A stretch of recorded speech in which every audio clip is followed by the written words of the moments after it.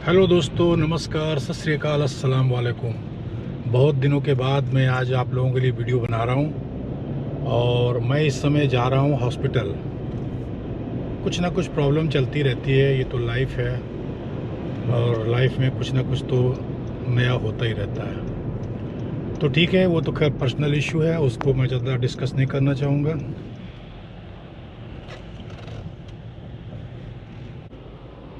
Actually बहुत ज़्यादा busy हो गया हूँ और अगर आपको रहना है एस्टोनिया में तो रहने के लिए जो भी खर्चे हैं नेसेसरी, उनको उठाने के लिए कुछ ना कुछ तो करना ही पड़ेगा।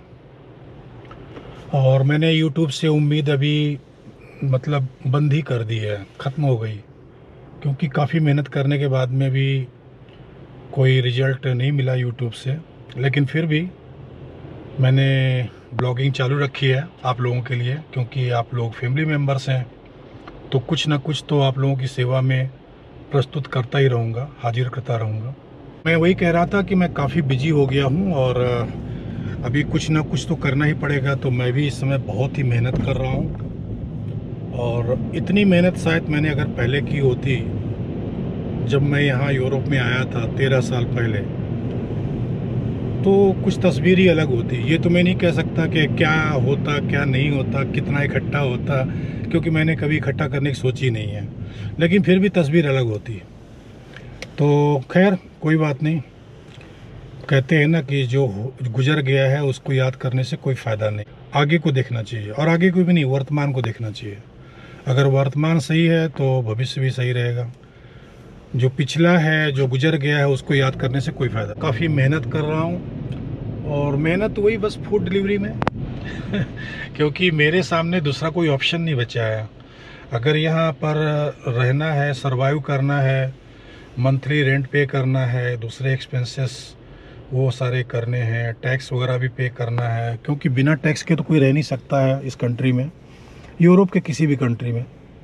अब जो लोग बिना टैक्स के भी रहते हैं तो इलीगल रहते हैं, तो मुझे तो वैसे रहना नहीं है और कभी रहा भी नहीं हूँ।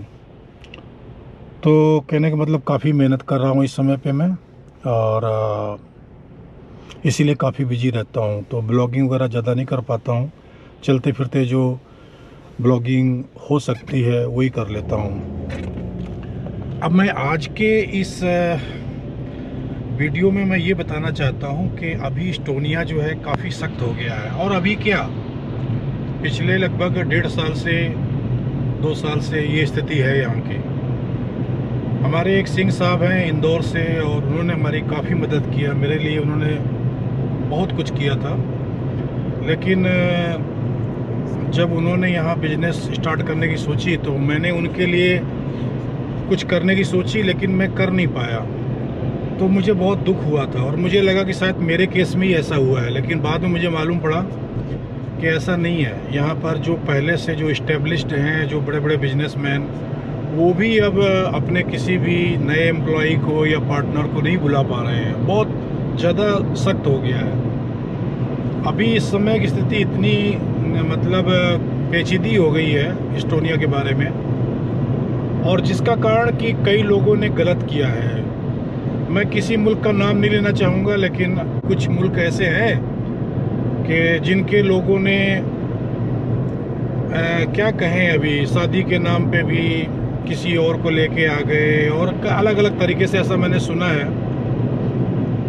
तो उन्हीं वजहों से अब इन्होंने जो है, तो जो यहाँ रह रहे हैं, जो यहाँ पर काम कर रहे हैं, जिनके पास में रेजिडेंट परमिट है, उनको भी उनकी वाइफ को या फैमिली मेम्बर्स को नहीं बुलाने दे रहे हैं। काफ़ी सख्त हो गया है। और ये सख्ती पहले यूके के बारे में, जर्मनी के बारे में, या और दूसरे वेस्टर्न कंट्रीज़ के बारे में हम सुना करते थे।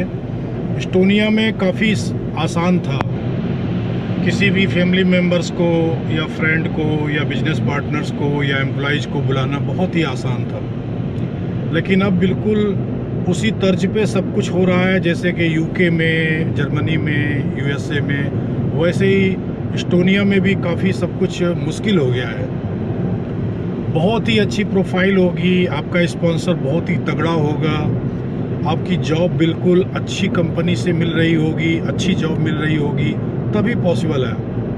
अगर कोई सोचता है कि नई कंपनी बना करके और किसी को हम बुला लें, या कोई नई कंपनी बना करके खुद ही यहाँ पर डी वीज़ा लेके आ जाए, तो अब वो उतना आसान नहीं रहा है। अब काफ़ी कुछ आपको प्रूव करना पड़ेगा, आपको प्रमाणित करना पड़ेगा कि आपने जो कंपनी बनाई है, आप सीरियस हैं, सच में आप बिजनेस करना चाहते हैं, आपकी प्रोफाइल है, आपका बैकग्राउंड है, आपका एक्सपीरियंस है, आपका नॉलेज है, जिस फील्ड में आप काम करना चाहते हैं, यहाँ पर बिजनेस करना चाहते हैं, उसका एक्सपीरियंस है, उसमें पहले से आपने काम किया हुआ है, आपके पास में एसेट्स हैं, आपके पास में फाइनेंस है, ये सारा कुछ अब आपको प्रूव करना पड़ता है। अगर आपकी कंपनी अगर साल 6 महीने पुरानी भी हो गई है, तो आपकी उस कंपनी का जो ट्रैक रिकॉर्ड है, जो उसकी प्रोफाइल है, वो क्या है, वो क्या प्रूव करती है कि अगर आप यहाँ आ रहे हैं, किसी को बुला रहे हैं, तो वो सैलरी देने की हैसियत रखती है, नहीं रखती है, उसके पास फंड है कि नहीं है, इनकम है कि नहीं है,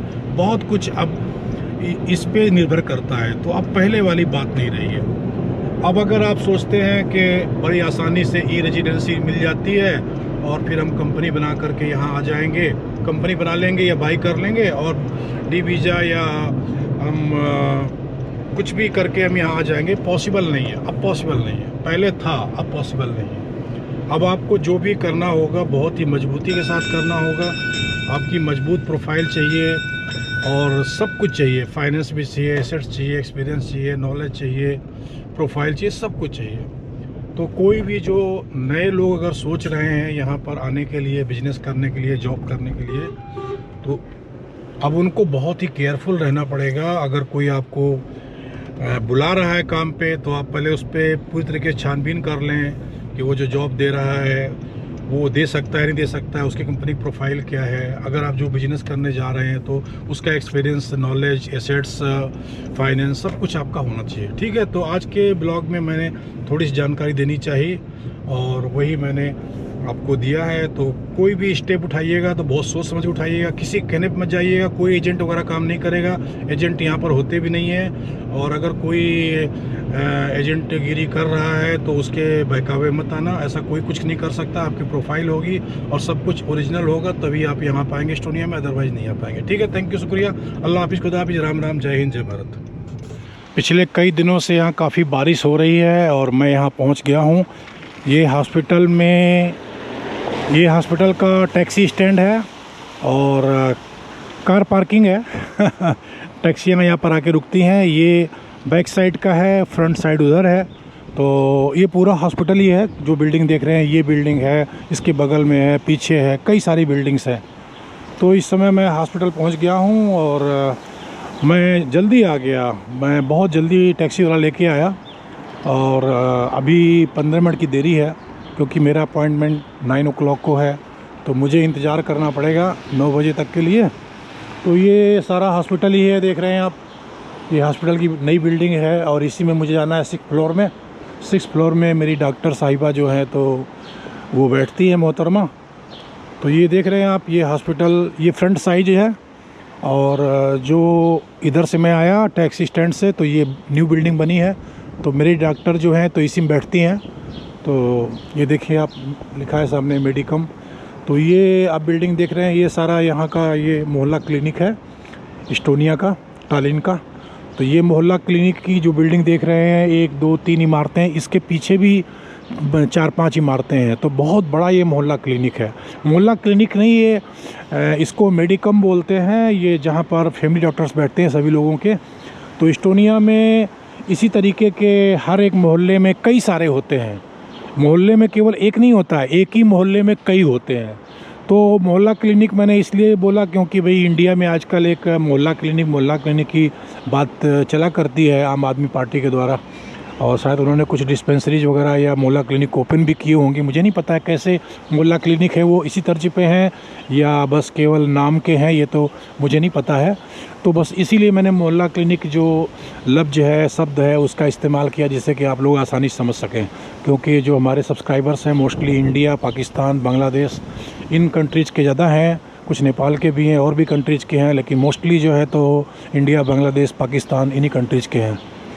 तो मुझे करना होगा इंतज़ार लगभग 15 मिनट, और ठंड है। मैं केवल शर्ट पहन के आया हूँ क्योंकि डॉक्टर से मिलने जा रहे हैं। फिर मेरे कपड़े साफ़ सूफ थे नहीं, और जैकेट वगैरह भी गंदी है क्योंकि मैं फूड डिलीवरी काम कर रहा हूँ, तो बहुत कुछ गंदी भी है, स्मेल भी आती है। तो इसलिए जो है तो मैंने उनको पहन के आना ठीक नहीं समझा, तो बस केवल एक शर्ट डाल के आ गया हूँ, जैसा कि आप देख रहे हैं।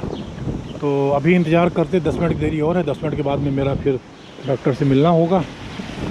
तो मैंने ये ब्लॉग बना दिया है आप लोगों के लिए, और मैंने थोड़ा कुछ बता दिया है यहाँ के वीज़ा के बारे में भी, और यहाँ की जो सिचुएशन है वीज़ा मतलब मिलने की और पाने की, और बिज़नेस की जो सिचुएशन है, कैसे आप इस्टेब्लिश कर सकते हैं, आसान है या नहीं है, वो सब कुछ मैंने एक्सप्लेन कर दिया है।